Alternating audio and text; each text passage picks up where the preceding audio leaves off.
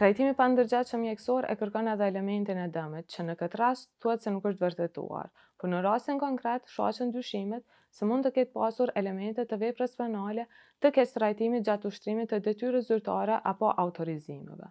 Personi zyrtar i cili duke keqpërdorur detyrën apo autorizimet e tij e keqtrajton, frikson ose fyen në rënd dinjitetin e personit tjetër, dënohet me burgim deri në 3 vjet. Dhe kur vepra penale nga paragrafi në këtij neini kryhet ndaj fëmisë, kryesi dënohet me burgim prej 6 muaj deri në 5 vjet.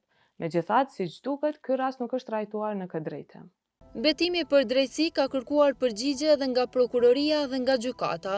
Nga gjykata kanë thënë se nuk mund t'i komentojnë vendimet e tyre, ndërsa prokuroria nuk është përgjigjur. Por përveç gjykatës, as QKUK nuk kishte nisur asnjë procedurë ndaj tij për shkelje disiplinore dhe të etikës, me arsyetimin se tashmë ai ishte shpallur i pafajshëm dhe rasti nuk kishte ndodhur në QKUK.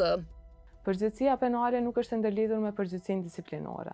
Nëse në një rast nuk ka përgjegjësi penale, një person nuk lirohet automatikisht nga përgjegjësia disiplinore. Sanksionet disiplinore shqiptohet për shkelje disiplinore, të cilat kërkojnë një standard shumë të ulët se sa kërkon shkelja penale.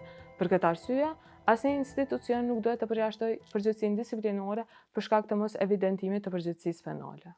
Tutje në një shkresë që Betimi për drejtësi ka siguruar të 19 nëntorit 2024, ish drejtori i klinikës së ORL-s Arsim Beramaj kërkonte që Fazliu të kthehej si ushtrues detyre i shërbimit të logopedisë. Kjo sipas tij për të mirën e këtij shërbimi, pasi thuaj se Fazliu kishte përvojë të gjatë dhe me të do përfitonte shërbimi i logopedisë dhe pacientët.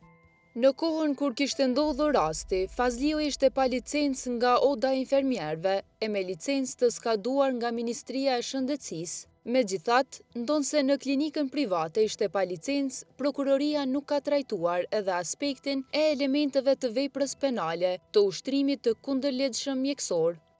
Edhe për këtë, Betimi për drejtësi ka pyetur prokurorinë, por nuk ka marrë përgjigje.